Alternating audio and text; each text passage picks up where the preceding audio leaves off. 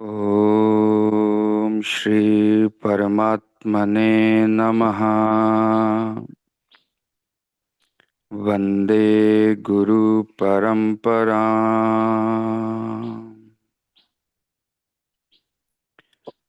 सर्वप्रथम सद्गुरु जी के श्री चरणों में नमन करता हुआ सभी श्रोता वृंद को बहुत प्रेम सहित सत श्री अकाल।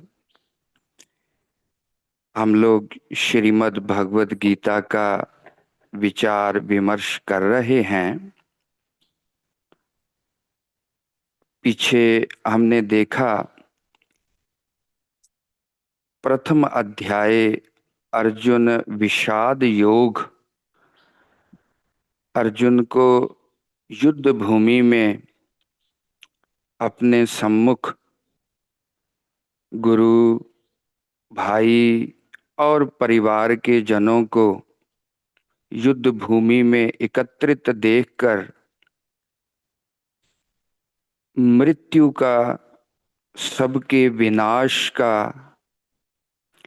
और उनके साथ जो अपनी ममता है, आसक्ति है, जिसके सहारे वो ये जीवन की आशा कर रहा था, जिसके सहारे वो जीवन के सभी सुख भोगना चाहता था, वो सब कुछ उसको ढहता खत्म होता नजर आया।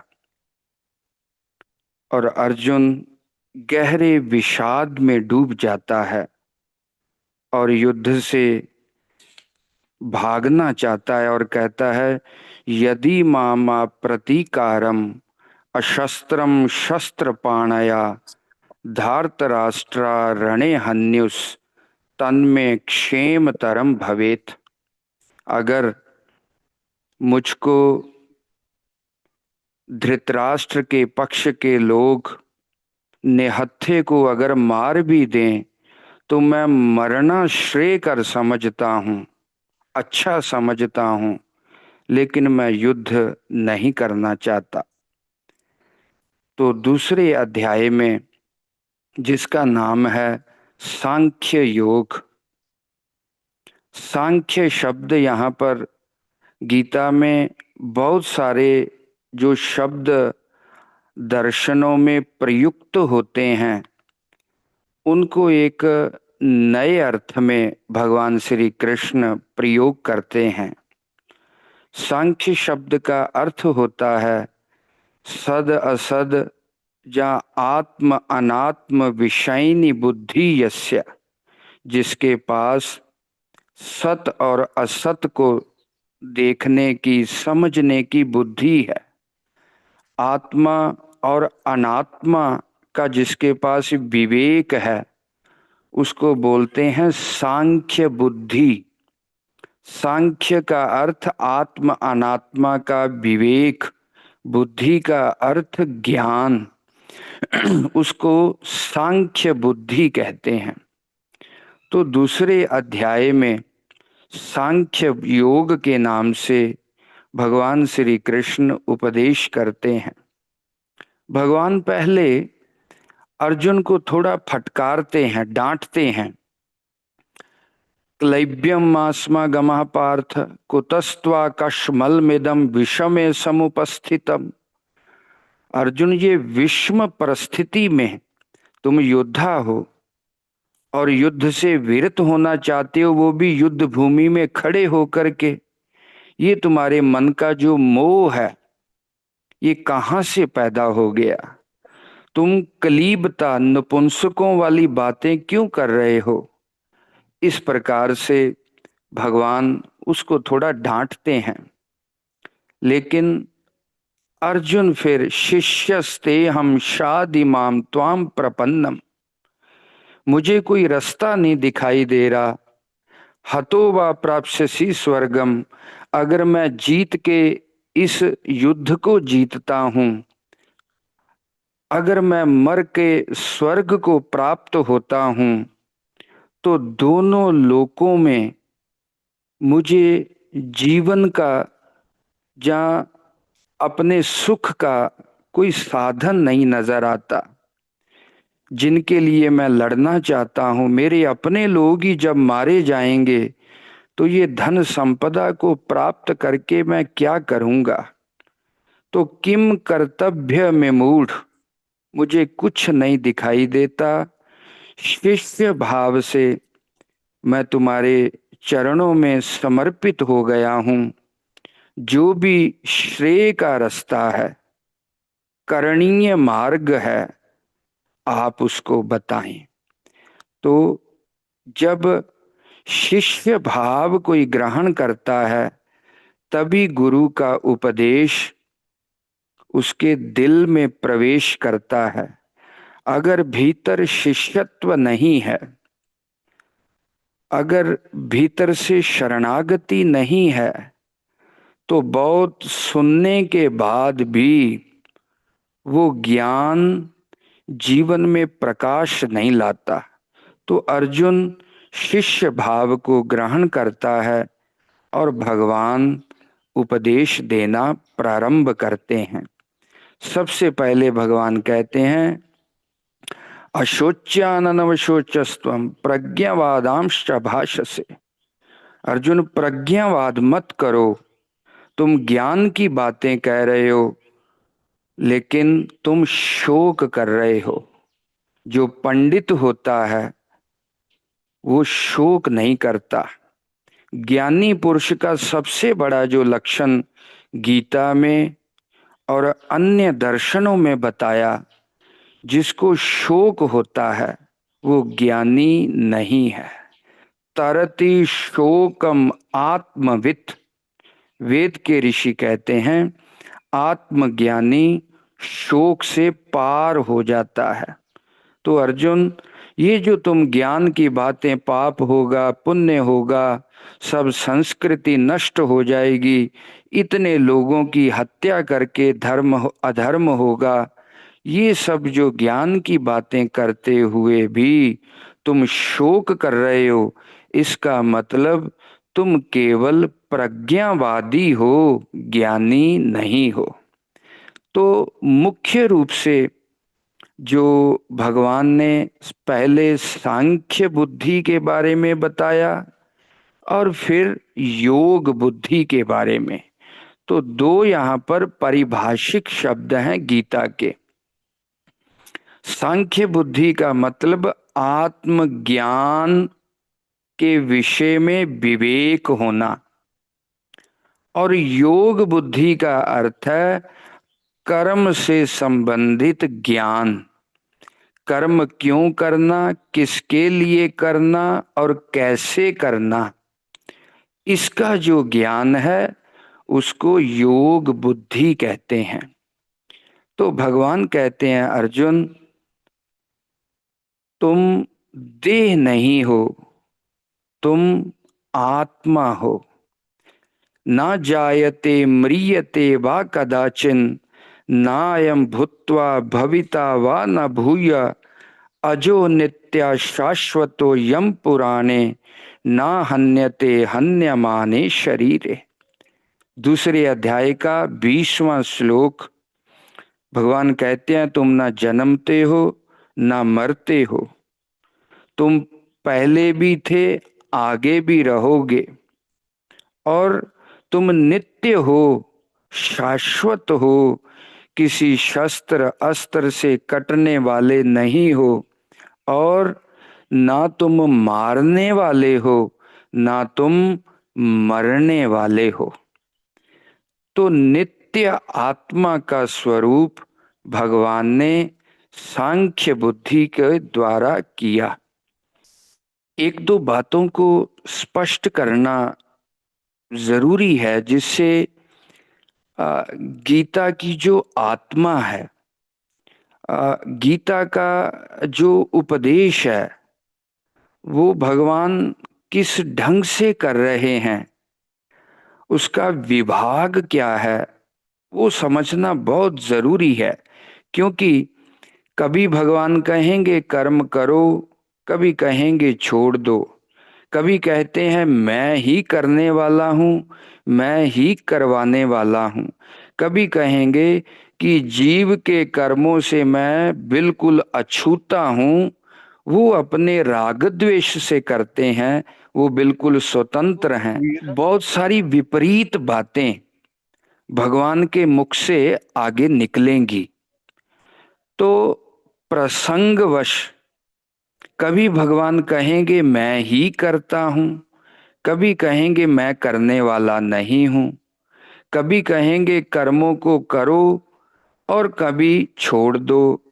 तो ये सब जो बातें हैं वो प्रसंगवश और अवस्था विशेष को ध्यान में रखते हुए भगवान ऐसी विरुद्ध बातें करेंगे। विरुद्धता हमारे समझने में है, भगवान की बातों में विरुद्धता इसलिए नहीं है कि अर्जुन जिस अवस्था में बैठा है, जो उसका प्रश्न है, योग्यता है, उसके अनुसार भगवान उत्तर देंगे। तो इसलिए जो सांख्य बुद्धि के अधिकारी हैं, ज्ञान साधना के, वो उनके लिए है। क्योंकि भगवान कहेंगे लोके अस्मिन दुविधा निष्ठा पुरा प्रोक्ता मया नगा ज्ञान योगेन सांख्या नाम कर्म योगेन योगी नाम। दो प्रकार की ही साधना हो सकती है, या तो हम कुछ जान सकते हैं, या कुछ कर सकते हैं।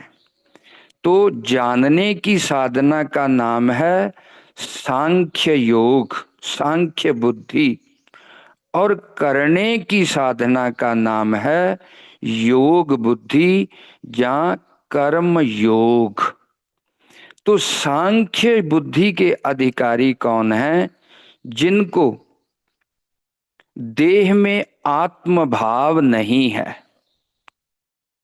और इस अहम के विषय में जिनके भीतर ये संशय, ये जिज्ञासा पैदा हो गई है कि मैं कौन हूं, कहां से आया हूं, मेरा यथार्थ स्वरूप क्या है, इन दुखों की आत्यांतिक हमेशा के लिए निवृत्ति हो सकती है, परमात्मा कौन है, परमात्मा का स्वरूप क्या है, मेरा परमात्मा से संबंध क्या है, इन विषयों को लेकर के जिसके भीतर गहरा प्रश्न बना है और इनको सुलझाने का ही जिनके जीवन का अब मकसद बाकी है, वो लोग सांख्य बुद्धि के ज्ञान की साधना के अधिकारी हैं।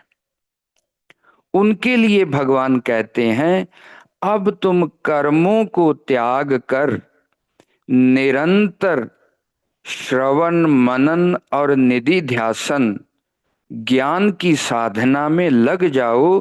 क्योंकि अब तुम्हारी बाहरी प्रवृत्तियां, संसार की आसक्ति, देह में आत्मबोध तुमको नहीं है। ज्ञान की साधना में तुम गहरे में उतर सकते हो। अगर ये जीवन के प्रश्न नहीं बने तो चाहे कोई व्यक्ति कितना भी पढ़े पढ़ाए और समझे, वो ज्ञान उसके जीवन को बहुत प्रभावित नहीं करता, क्योंकि अपनी जिज्ञासा नहीं बनी, प्रश्न नहीं बना। इसका मतलब ये नहीं कि विचार और ज्ञान सुनना समझना ही नहीं है, बिल्कुल ज्ञान की धारा को बंद ही कर देना है। भगवान कहते हैं तुम्हारा फोकस अभी कर्मों में हो, और जैसे जैसे तुम में योग्यता आएगी तुम ज्ञान के अधिकारी बनोगे। इसलिए भगवान ने पहले आत्म तत्व का वर्णन किया, क्योंकि जो बंधन है वो अज्ञान के कारण है, और अज्ञान की निवृत्ति ज्ञान से ही होती है।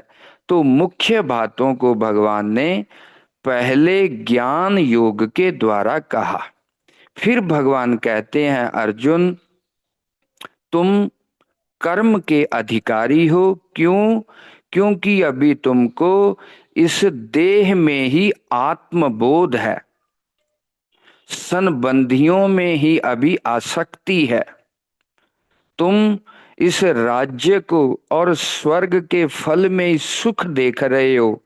वो जो नित्य अपरिच्छिन्न आत्म तत्व है, उसकी जिज्ञासा अभी तुम्हारे भीतर नहीं बनी। तो कर्मण्येवाधिकारस्ते माँ फलेषु कदाचन माँ कर्म फल हेतु भुर माते संगोस्त्व कर्मणि। 47 श्लोक के द्वारा भगवान कहते हैं, तुम्हारा कर्म में अधिकार है, फल में तुम्हारा अधिकार नहीं है, और तुम फल के निमित्त में बनो। सेवार्थ ईश्वर बुद्धि के लिए, पर उपकार के लिए करो। और चौथे चरण के द्वारा कहा कि तुम आलस्य के कारण कर्मों का परित्याग भी मत करो। तो कर्म में अधिकार होने से भगवान अर्जुन को कर्म में प्रेरित कर रहे हैं। तो कर्म कैसे करना है, उससे पहले भगवान व्यवसायत्मिका बुद्धि की बात करते हैं। व्यवसायत्मिका बुद्धि रे के ह कुरु नंदना बहुशाखा ही अनंतश्च बुद्धयो अव्यवसायी नाम। अर्जुन, पहले जीवन का कर्म योगी भी ज्ञान से युक्त होता है। कर्म योगी का ज्ञान क्या है कि कर्म का जो उद्देश्य है वो अपने सुख के स्वार्थ के लिए नहीं करना, परमात्मा के लिए करना है। भोग ऐश्वर्य प्रसक्ता नाम तया अप्रित चेतसाम। ये जो भोग की आकांक्षा है, संसारिक सुख की, अपनी इंद्रियों को तृप्त करने की जो आशा है, वो कभी पूरी नहीं हो सकती। कर्म योगी इन बातों को पूरा समझता है। ये संसार अनित्य है, इस संसार से मैं कभी तृप्त नहीं हो सकता। कर्म योगी ये समझता है। क्यों? अगर ये व्यवसाय आत्मी का बुद्धि नहीं बनेगी, निश्चय नहीं बनेगा, तो निष्काम कर्म नहीं होगा, ईश्वर अर्पण नहीं होगा। जब हमको ये निश्चय रहेगा कि संसार के पदार्थ अनित्य हैं, नश्वर हैं, विकारी हैं, अंत में दुख देने वाले हैं, हमको जन्मों के बंधन में डालने वाले हैं, जब तक ये बात व्यक्ति भीतर से समझेगा नहीं, तो वो निष्काम कर्म क्यों करेगा? क्योंकि अभी जिसको दिखता है कि मेरे कर्मों का उद्देश्य परिवार के लिए है, अपनी इंद्रियों की तृप्ति के लिए है, मान सम्मान के लिए है, तो वो व्यक्ति निष्काम कैसे हो पाएगा? इसलिए कर्मयोगी के भीतर ये ज्ञान रहे कि ये संसार और संसार के पदार्थ अनित्य हैं, मैं इस देह से अलग हूं। अभी समझ में, अनुभव में नहीं आ रहा, लेकिन इतना वो शास्त्र से समझता है कि मेरा स्वरूप आत्मा है। लेकिन जिज्ञासा नहीं बन रही, जानने की प्रबल इच्छा अभी नहीं है। लेकिन भगवान कह रहे हैं, शास्त्र कह रहे हैं, वो सुनता है, विश्वास करता है इस बात को। इसलिए भगवान व्यवसाय आत्मिका बुद्धि के ऊपर बहुत जोर दे रहे हैं। जब ये निश्चय साधक के भीतर बनेगा कि मेरे जीवन का लक्ष्य परमात्मा की प्राप्ति है, उस ब्रह्म रूपता को आत्म रूप में अनुभव करना है, तब व्यक्ति निष्काम कर्मों को करेगा। यहां पर भगवान 48 श्लोक के द्वारा, जिसको हमने उस दिन देखा था, मैं दोबारा दोहराऊं। योगस्थः कुरु कर्माणि संगम त्यक्त्वा आत्मशुद्ध धनंजया सिद्धया सिद्ध्योर समो भूत्वा समत्वम योग उच्यते। दो मुख्य चीजें भगवान यहाँ बता रहे हैं। पहला, कर्मों को संग त्याग के करो, आसक्ति। अब इस आसक्ति में दो मुख्य बाधाएं हैं। एक है कर्तृत्व का अभिमान, एक है भोक्तृत्व अभिमान। ये परिभाषिक शब्द हैं गीता के। कर्तृत्व अभिमान का मतलब मैं करता हूं, भोक्तृत्व अभिमान का मतलब मैं कर्मों को भोगने वाला हूं। ये दोनों चीजें कर्म क्या केंद्र होती हैं, यही हमारी आसक्ति का कारण बनता है। तो भगवान कहते हैं इस संग का त्याग करो। ये कर्म योग का पहला एलिमेंट है। और दूसरा है समत्व, सम रहना। और समत्व कैसे होगा? सिद्ध्या सिद्ध्योर समो भूत्वा, सिद्धि में और असिद्धि में सम रहना, एक बराबर रहना। अब इन दोनों चीजों के ऊपर काफी उस दिन विचार हुआ था, लेकिन एक दो चीजों जो मुख्य हैं उनके बारे में हम चर्चा करने की कोशिश करेंगे। पहली चीज, निष्काम कर्म योग का मतलब पूरे फल को ध्यान में रखना है।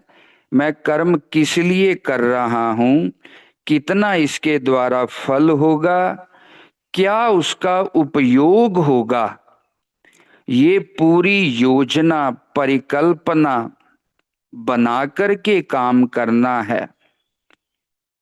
ऐसा भगवान नहीं कह रहे कि अंधा कर्म करते जाए व्यक्ति, जो सामने आया बिना परिकल्पना के, योजना के, विचार के, उसका नाम कर्म योग नहीं है। केवल ये फल मैं ही भोगूं, ये मेरे लिए ही हो, इसका परित्याग करना। जैसे एक छोटी सी कथा के द्वारा मैं कहूं, रमण महर्षि को किसी ने पूछा कर्म योग क्या है, तो वो स्वाभाविक चुप कर जाते थे, बहुत बोलते नहीं थे। साधकों ने सोचा कि जैसे इनका स्वभाव है कम बोलने का, इसलिए नहीं बोले। संध्या के समय वो सैर करने जाते थे, तो उन्हीं शिष्यों को साथ ले गए। आगे जाकर के एक वज्रदंती का पेड़ था। रमण महर्षि ने उसमें एक मोटी टहनी को तोड़ा, बैठ करके बड़े प्रेम से उसके कांटे अलग किए, छटाई की और एक बड़ी सुंदर लाठी डंडा तैयार किया। और लोगों ने सोचा शायद अपने लिए तैयार कर रहे हैं। थोड़ी दूर जाने के बाद एक व्यक्ति भेड़ बकरियां चरा रहा था और रमण महर्षि ने उसको बुला करके वो डंडा उनको दे दिया और कहा, ये तुम्हारे लिए अधिक उपयोग में आने वाली वस्तु है। और अपने साथी लोगों को कहा, इसका नाम है कर्म योग। मैंने डंडा तोड़ा, बड़े प्रेम से उसको संवारा, शुद्ध किया, उपयोग में लाने के योग्य बनाया और दूसरों को अर्पित कर दिया। तो आगे भगवान कहेंगे कर्म का फल तो होगा ही होगा, तुमको मिलेगा, लेकिन वो प्रसाद रूप में ग्रहण करो, अधिकार रूप में नहीं। ये मेरा ही होना चाहिए, मेरे लिए ही है, मैं ही भोग करूं, ये बुद्धि का त्याग करना है। प्रसाद रूप में मिला है और अपने जीवन निर्वाहन के लिए मैं इतना ग्रहण कर रहा हूं, ये भावना प्रबल हो। और दूसरी चीज, लेने की भावना कम हो, देने की, बांटने की प्रवृत्ति अधिक हो, तो वो कर्म हमारा निष्काम बनता जाएगा। अब इसमें एक दो प्रश्न हम उठाएंगे। पहला प्रश्न ये है कि क्या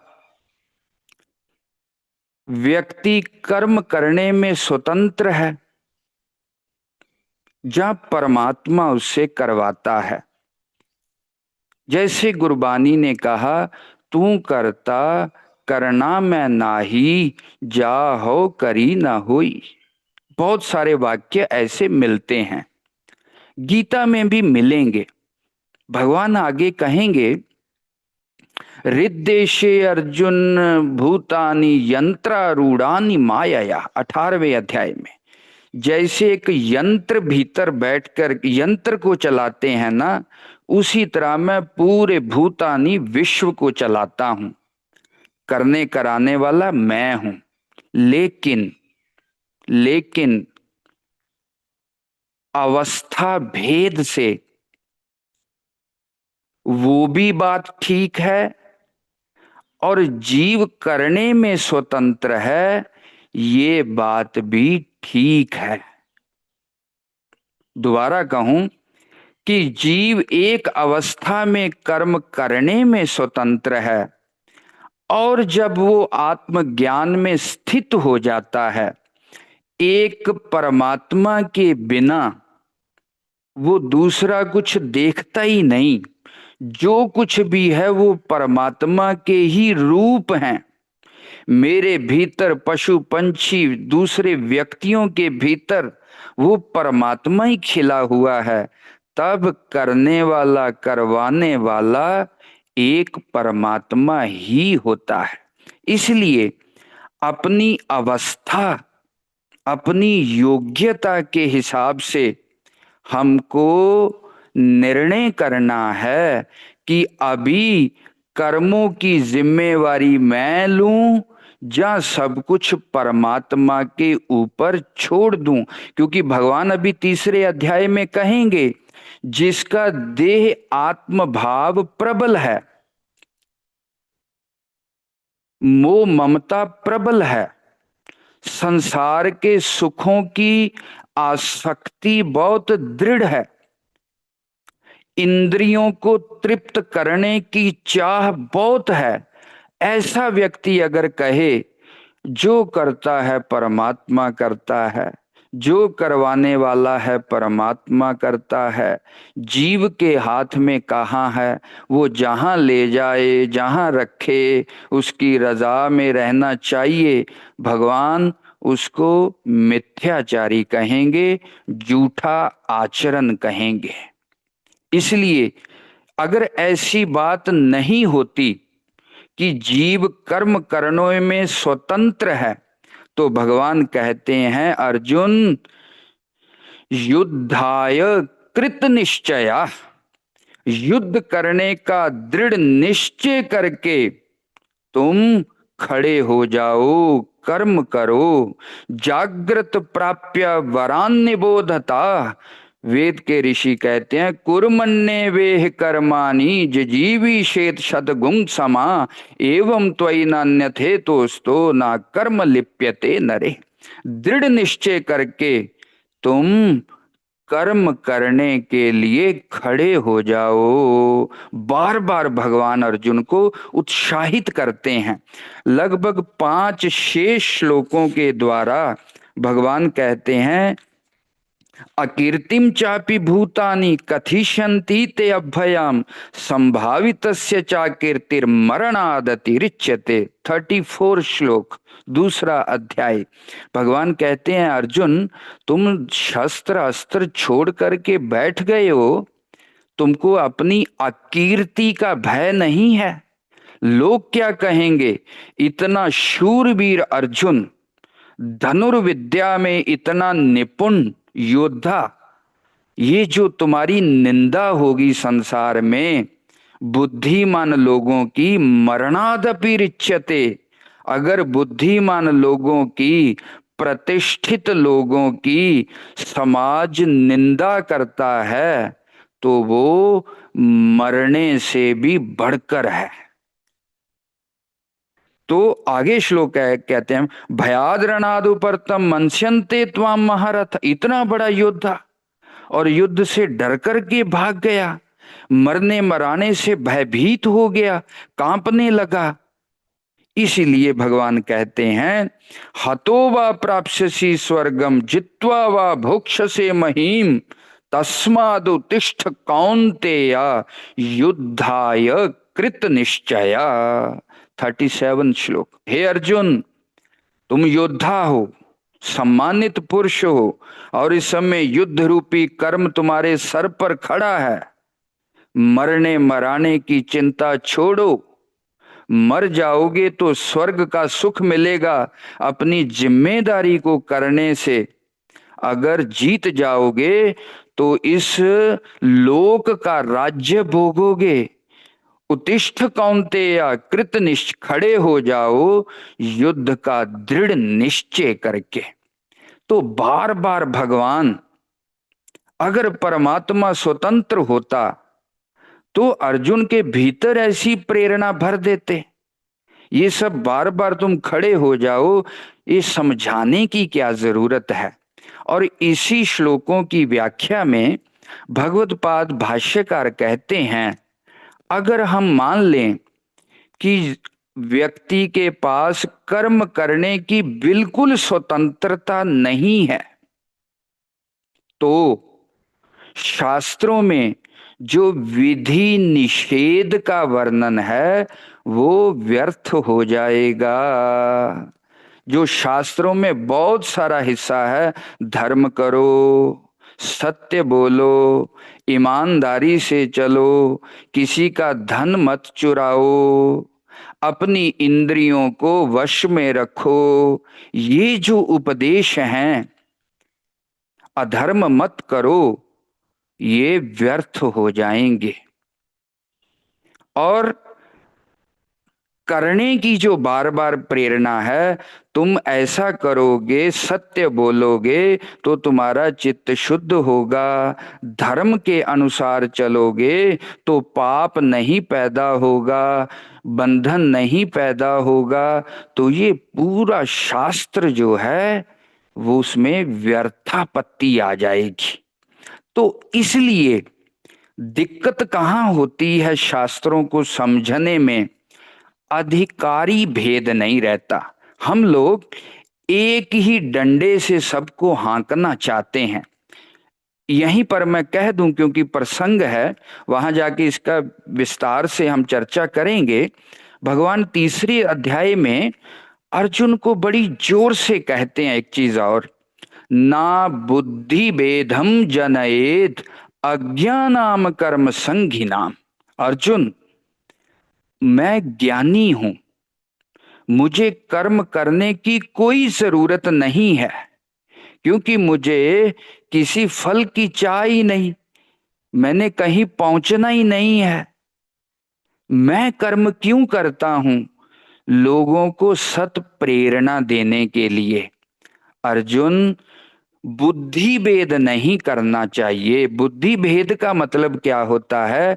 मान लीजिए अगर कोई व्यक्ति ज्ञान का अधिकारी नहीं है, कर्म का अधिकारी है, तो हम उसको कहें कर्मों से तो मुक्ति होती नहीं है, कर्म तो बंधन में डालने वाले हैं। जैसे मैं और थोड़ा सा स्पष्टता समझाने के लिए कहूं, जैसे कोई व्यक्ति अमृत वेले स्नान करता है, मर्यादा रखता है, पाठ करता है, जप करता है, हम उसको कहें ये तो सब कर्म कांड है, इसको करने से क्या होता है? ज्ञान प्राप्त करो, ध्यान लगाओ, समाधि में उतरो, तो भगवान कहते हैं इसका नाम है बुद्धि भेद। अभी वो समाधि के योग नहीं है, जिसको विनोबा भावे कहते थे बहुत बार, और इसी अध्याय की व्याख्या करते उन्होंने इस बात को कोट किया है कि बहुत सारे लोग मूर्ति पूजा का निषेध करते हैं। मूर्ति भगवान कैसे होगा? विनोबा भावे कहते हैं कि ये तो एक साधारण व्यक्ति को भी पता है, मूर्ति किसी ने दुकान में बनाई है, उसके ऊपर चढ़ करके बनाई है, जैसी उसकी इच्छा थी वैसा नाक कान बनाया है, मिट्टी की है, पत्थर की है, लकड़ी की है, वो भगवान कैसे होगा? लेकिन जब तक वो सर्वव्यापक भगवान को समझने के योग नहीं बनता, अधिकारी नहीं बनता, उसके चित्त की उतनी तैयारी नहीं है भी वो घट घट में परमात्मा को देख सके, अगर तब हम उससे मूर्ति भी छीन लेंगे तो उसको बोलते हैं बुद्धि भेद करना। भगवान कहते हैं ये पाप है। क्यों? क्योंकि अब सर्वव्यापक परमात्मा को वो समझ नहीं पाता, देख नहीं पाता, अनुभव नहीं कर पाता, और जो एक छोटी मूर्ति को भगवान समझ करके वो बड़े प्रेम से, निष्ठा से, श्रद्धा से, विश्वास से पूजा करता था, वो भी तुमने उससे छीन लिया, तो वो तुम उसके जीवन को अंधकार में ले गए हो। ना वो इधर का ना उधर का, इसको बोलते हैं बुद्धि भेद करना। भगवान कहते हैं धीरे धीरे उसको पूजा करने दो, और साथ ही साथ उसको समझाते जाओ कि मूर्ति मात्र में ही परमात्मा नहीं है, परमात्मा सर्वव्यापक है।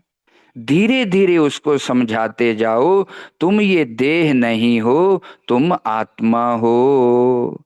धीरे धीरे समझाते जाओ, अपनी इंद्रियां तृप्ति के लिए, अपने छोटे स्वार्थ के लिए काम नहीं करना है, बड़े उद्देश्य के लिए करना है, क्योंकि हम इस विश्व सत्ता के एक अंश हैं। इसलिए हमारे कर्मों का उद्देश्य परमात्मा होना चाहिए, पूरे संसार की मंगल कामना होना चाहिए। जैसे जैसे वो समझता जाएगा, उसके चित्त की तैयारी होती जाएगी, वैसे वैसे वो इन सब चीजों को छोड़ता जाएगा और बड़ी साधना को पकड़ता जाएगा।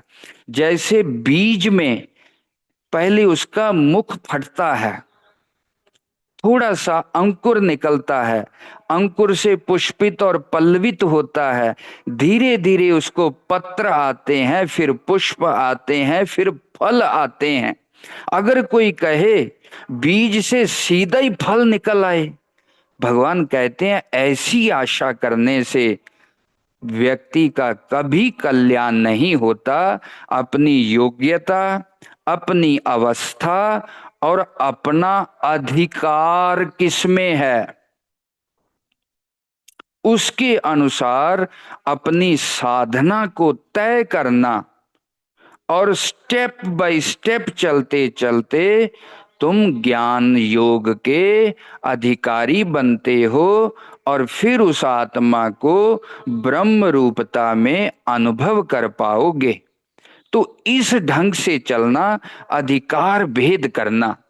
तो मैं जो प्रश्न उठाया था कि भगवान बार बार अर्जुन को युद्ध करने के लिए खड़े होने की बात करते हैं कि तुम करो, क्योंकि भगवान 11वें अध्याय में करेंगे नमित्त पात्रम भव साव्यसाचिन। अर्जुन, ये विश्व की व्यवस्था मैं ही चला रहा हूं, परिस्थितियां मेरे द्वारा बनाई हैं, काम ये मरेंगे तो तुम्हारे बिना मारे भी, क्योंकि इनको मैंने पहले ही मरना लिख दिया है। अगर तुम मेरे इस नाटक में निमित्त बन जाओगे, हिस्सेदार बन जाओगे तो तुम्हारा कल्याण होगा। इसलिए व्यक्ति कर्म करने में कहाँ स्वतंत्र है, कहाँ व्यक्ति ईश्वर अधीन कर रहा है, उन चीजों को समझने की जरूरत है। अब यहाँ पर एक थोड़ा सा संक्षेप में जो कर्म के विषय में अनेक ग्रंथों में जो मैंने समझ पाया, उसको मैं संक्षेप में आपके जो सार बात है उसको रखने की चेष्टा करता हूं। यहां पर भगवान आगे प्रकृति शब्द का वर्णन करेंगे। प्रकृति गुण, प्रकृति शब्द का अर्थ होता है स्वभाव। भगवान कहेंगे, जो अन्य शास्त्र कहते हैं, हम लोग जन्मजात एक स्वभाव लेकर के आते हैं। हमारे कर्मों का पहले 3 विभाग है। पहला संचित कर्म, दूसरा क्रियामान कर्म और तीसरा प्रारब्ध कर्म। संचित कर्म क्या है? जन्म जन्मांतरों से हम जो करते आ रहे हैं, उन कर्मों के जो संस्कारों का पुंज है, जहां सारे कर्मों के संस्कार इकट्ठे होते हैं, उसको बोलते हैं संचित कर्म। अब उन संचित कर्मों में जो कर्म पक चुके हैं, पकने का भाव फल देने के लिए उन्मुख हो चुके हैं। जैसे बीज, एक बीज है हमारे हाथ में, उस बीज में फल देने की योग्यता है। ये जो बीजों का कोश है वो है संचित कर्म। लेकिन जो बीज धरती में बो दिया गया है, अब फल देने के लिए तैयार है, उसको बोलते हैं प्रारब्ध कर्म। हमारा जन्म हुआ है, ये प्रारब्ध है। शरीर गोरा काला सुंदर कुरूप, लंबा चौड़ा छोटा बड़ा, पंजाब में भारत में विदेश में कैसे माता पिता, ये चुनाव तो हमारा नहीं है, जहां हम अपनी इच्छा से तो जन्म लेते नहीं। ये हमारे पूर्व कर्मों के अनुसार जो कर्म फल देने के लिए तैयार हो चुके थे, उन्हीं के अनुसार हमको ये जन्म मिला, शरीर मिला, तो ये प्रारब्धवश मिला। अब इनको देने वाला परमात्मा है। समझना ध्यान से, यहां पर देने वाला परमात्मा है। क्यों? क्योंकि कर्म जड़ है। संस्कारों का संचय और उन संस्कारों को फल देने वाला समय अनुसार वो तो ईश्वर ही निर्धारित करता है, व्यक्ति निर्धारित नहीं करता। व्यक्ति कर्म करने में स्वतंत्र है। किस कर्म का फल कैसे देना है, कब देना है, कहां देना है, वो ईश्वर तय करता है। लेकिन ईश्वर भी हमारे कर्मों के सापेक्ष तय करता है, स्वतंत्रता से तय नहीं करता। ब्रह्म सूत्र में आया, वैषम्य नैर्घृण्य दोषात्। अगर ईश्वर की ये सापेक्षता नहीं मानेंगे तो ईश्वर भी राग द्वेष दोष से दूषित हो जाएगा। किसी को सुखी दुखी बना दिया, किसी को सुंदर बना दिया, किसी को कुरूप बना दिया, ये दोष किस में जाएगा? ईश्वर में जाएगा, क्योंकि कर्मों का फल देने वाला वो है। इसीलिए ब्रह्म सूत्रकार महर्षि व्यास एक सूत्र बनाते हैं, सापेक्षत्वात्। ईश्वर स्वतंत्रता से नहीं देता, सापेक्षता से देता है। वो सापेक्षता क्या है? सभी जीवों के कर्मों के सापेक्ष। तो जो कर्म फल देने के लिए उन्मुख हो गए हैं उनको बोलते हैं प्रारब्ध। शरीर प्रारब्ध से मिला है। और उसी प्रकार एक स्वभाव बनता है।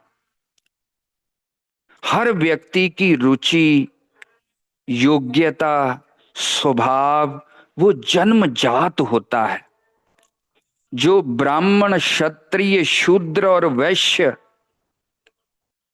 ये चार स्वभाव हैं। भगवान इसी अर्थ में प्रयोग करते हैं। एक व्यक्ति जन्मजात होता है, उसको पढ़ने पढ़ाने का बहुत शौक होता है, विचार करने का, गंभीर तत्वों का विश्लेषण करने का।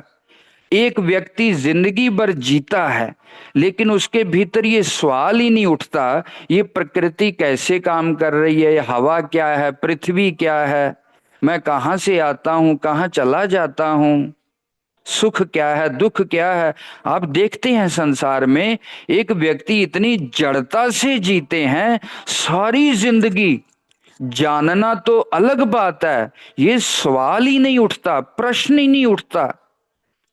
इतनी जड़ता और मंदता से यंत्रवत जीते हैं।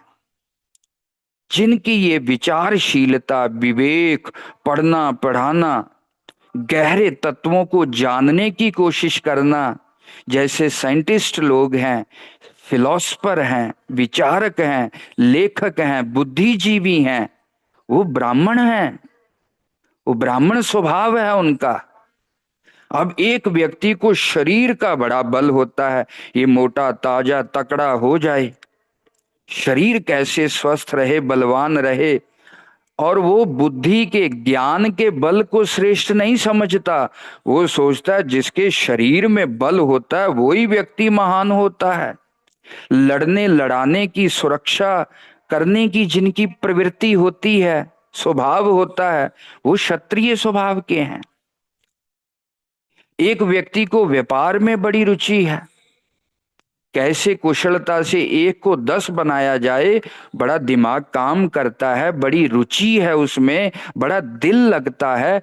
इस स्वभाव के जो लोग हैं, अब दुकानदारी सब नहीं कर सकते, व्यापार सब नहीं कर सकते, किसी के भीतर ऐसी योग्यता होती है। तो ये जो स्वभाव है ये वैश्य है। और एक व्यक्ति की सेवा प्रवृत्ति है, जैसा बता दें, जितना बता दें, वो उसी अनुसार किसी के निर्देशन में, अंडर में रह कर के काम करते हैं, वो शुद्ध स्वभाव के हैं। तो ये जो स्वभाव है ये हमको जन्मजात प्राप्त है, इसको बदला नहीं जा सकता। बल्कि जो ज्ञानी पुरुष होते हैं, जिनको आत्मज्ञान हो गया और पूर्व जन्मों के अनुसार जिनका ब्राह्मण स्वभाव इस जन्म में प्रकट हुआ है और उन्होंने साधना करके आत्मज्ञान प्राप्त कर लिया, तो ज्ञान होने के बाद जीवन मुक्त अवस्था में वो ज्ञानी क्या करेगा? पढ़े पढ़ाएगा ही।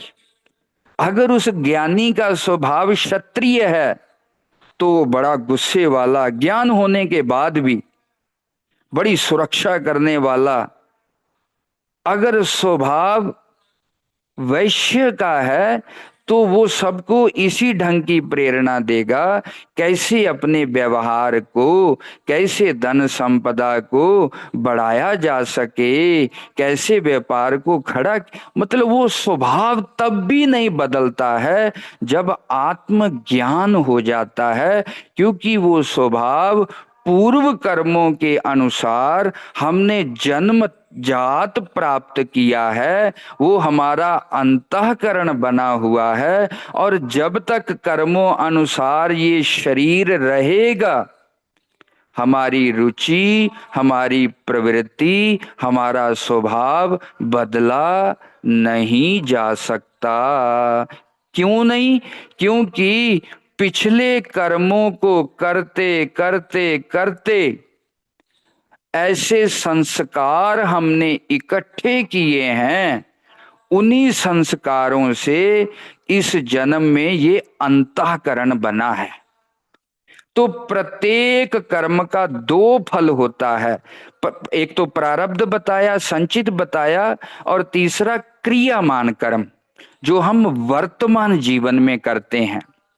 तो प्रारब्ध अंश में हम स्वतंत्र नहीं हैं, क्रियामान कर्मों को करने में हम स्वतंत्र हैं।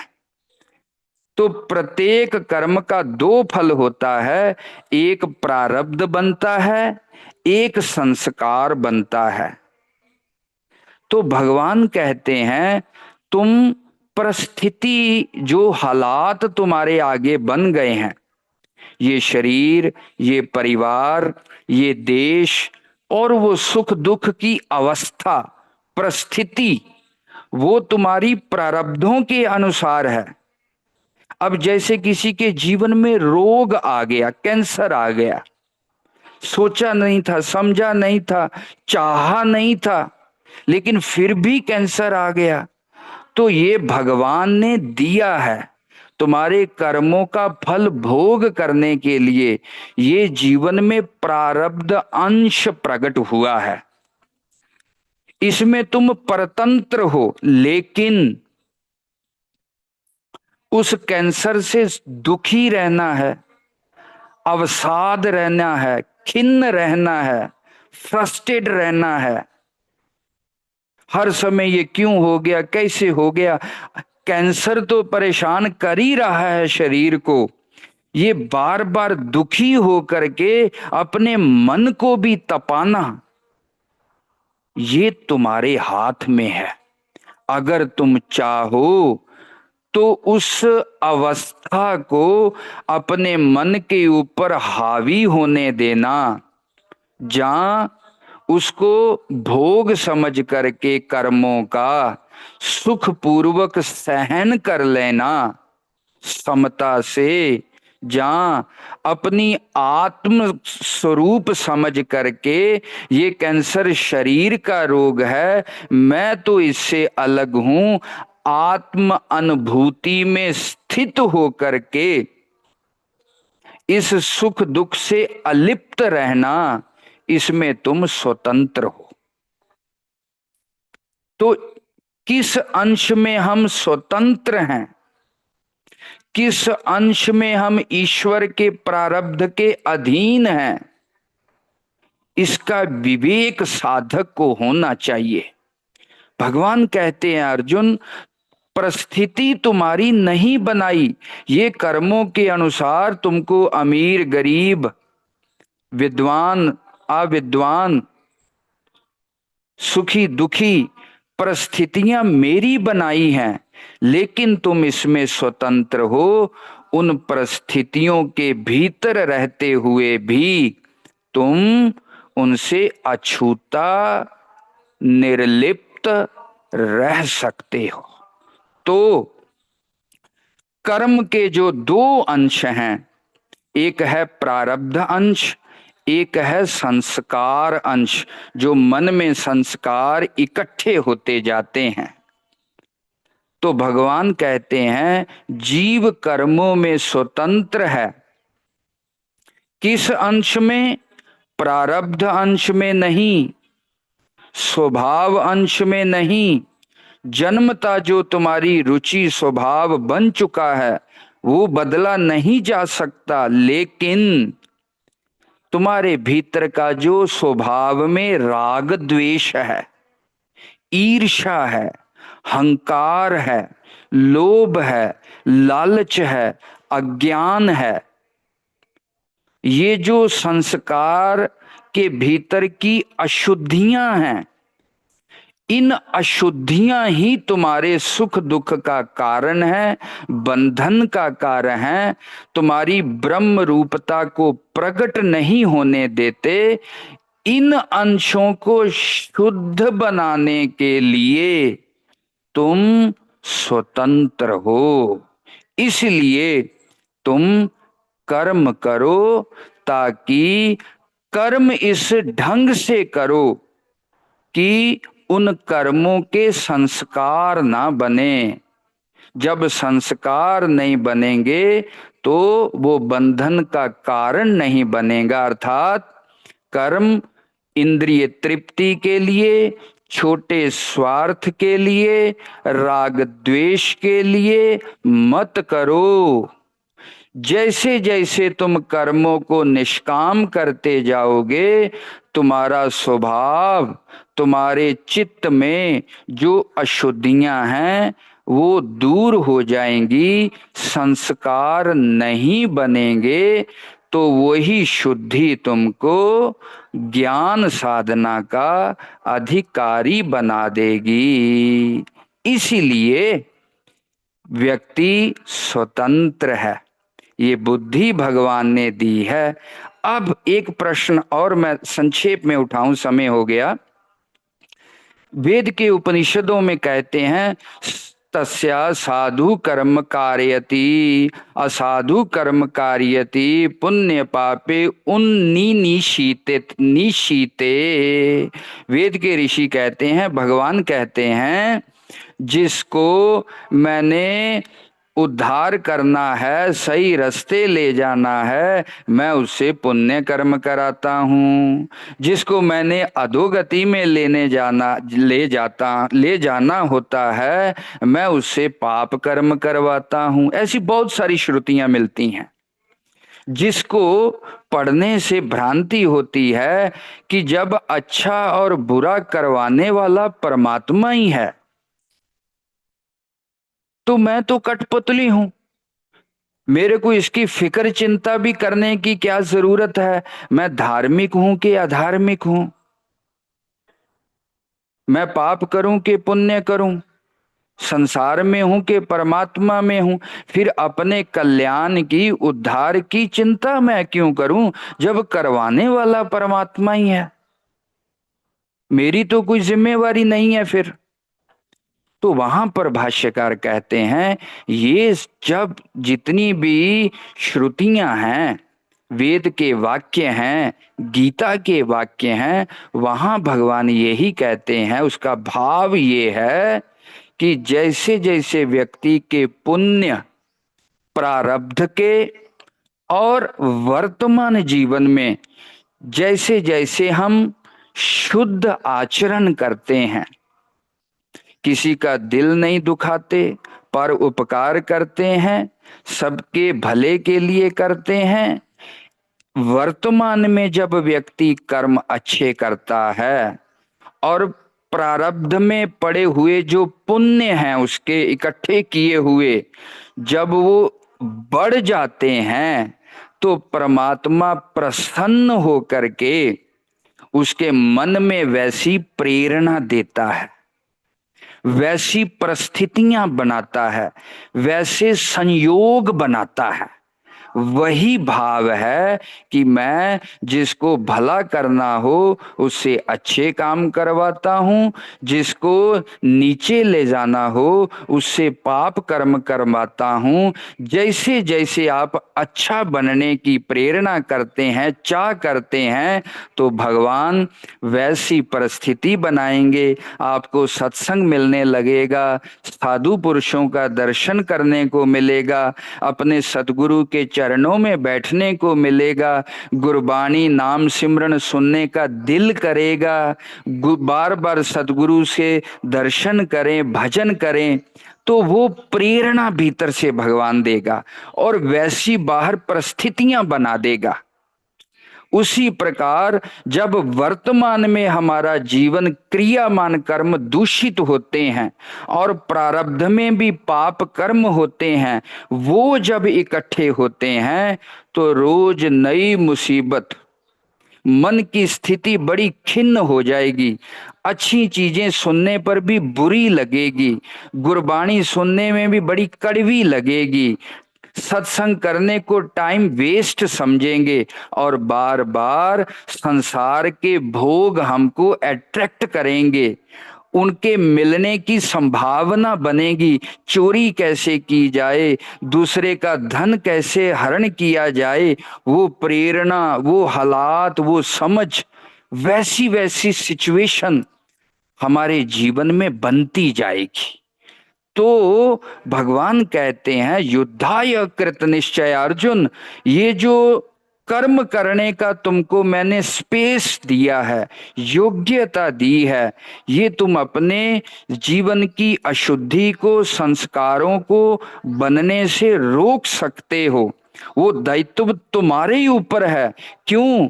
क्योंकि कर्म का फल तुमको भोगना है, सुखी दुखी तुमको होना है, जन्मना मरना तुमको है।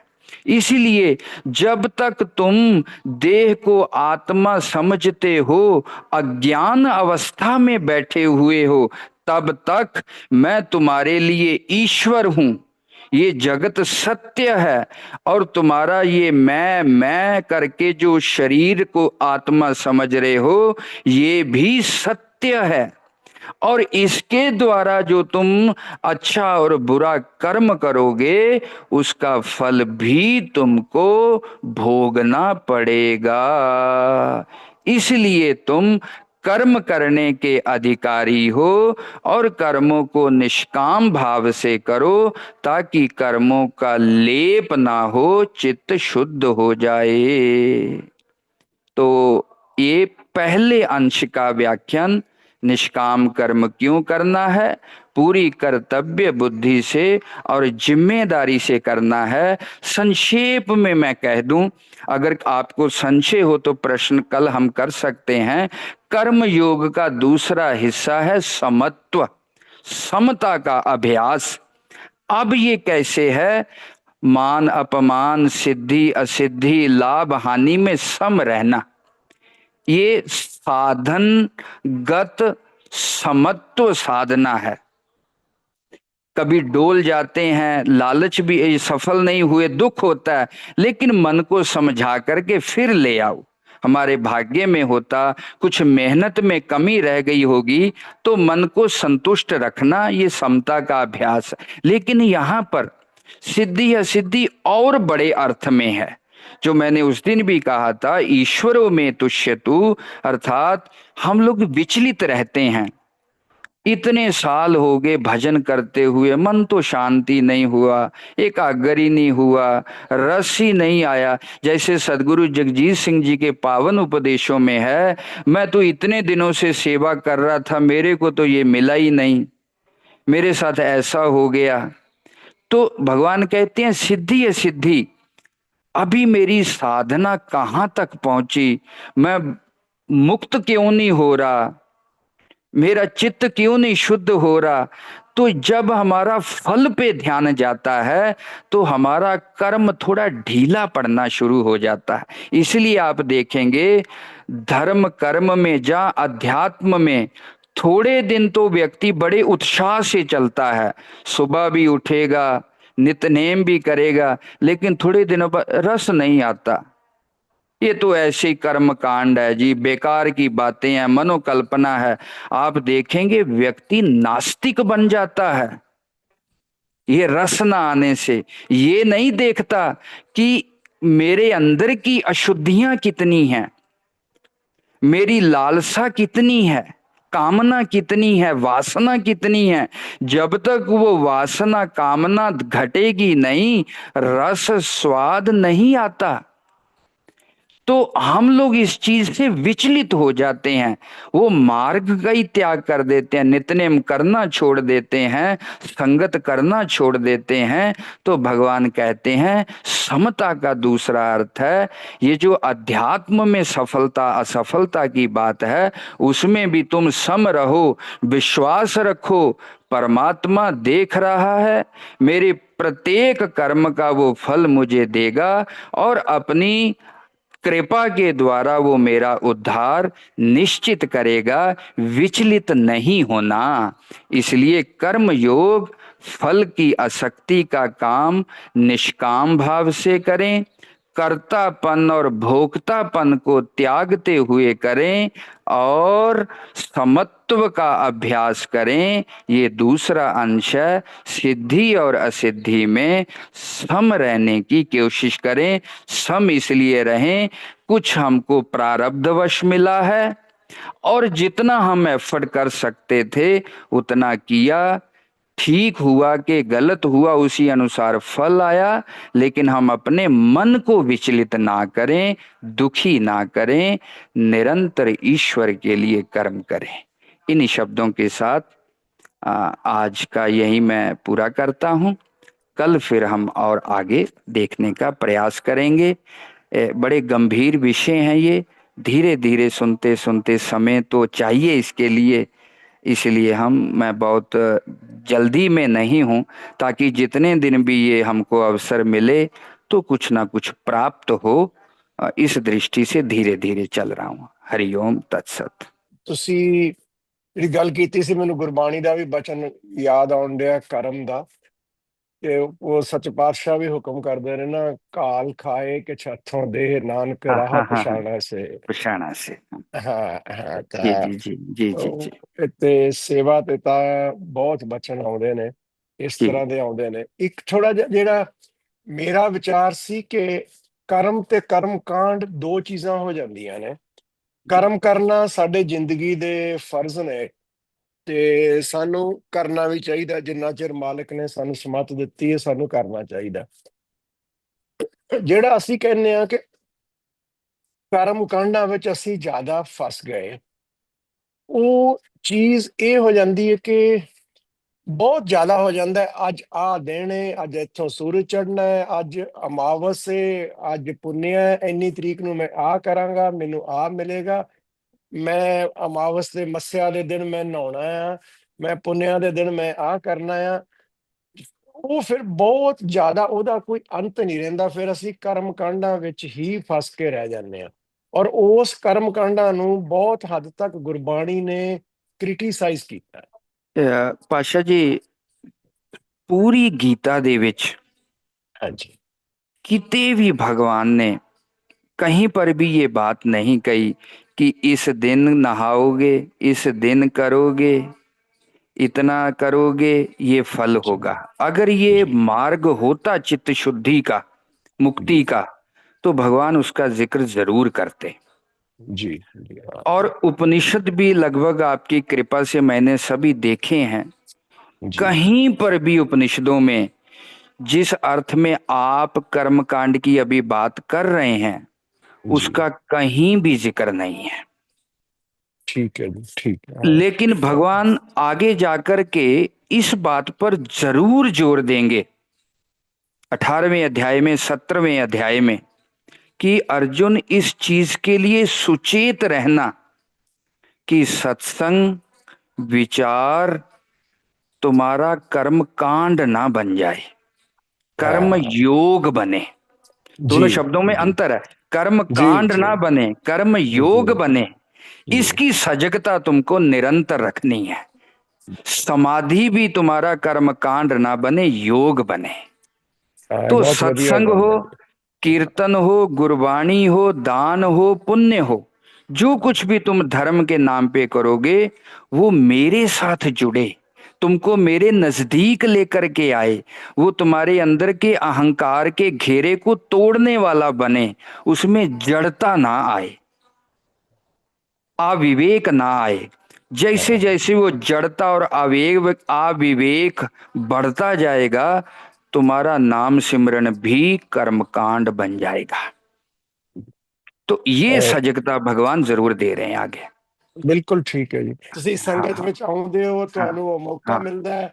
ਸੋ ਤੁਹਾਨੂੰ ਸੰਗਤ ਵਿੱਚ ਸੁਣ ਕੇ, ਕੋਈ ਕਿਸੇ ਨੂੰ ਸੰਗਤ ਵਿੱਚ ਆ ਕੇ ਵੀ, ਬਹੁਤ ਸਾਰੇ ਸੰਗਤ ਇਸ ਕਰਕੇ ਆਉਂਦੇ ਨੇ ਕਿ ਅੱਜ ਭੋਗ ਹੈ, ਅੱਜ ਮੇਰੇ ਚਾਚੇ ਤਾਏ ਚੋਂ ਕਿਸੇ ਦਾ हाँ ਭੋਗ ਹੈ, ਸਿਰਫ ਇਸ हाँ ਕਰਕੇ हाँ ਆਏ, ਜਾਂ ਵਿਆਹ ਵਾਲੇ ਦਿਨ ਸੰਗਤ ਵਿੱਚ ਆਏ।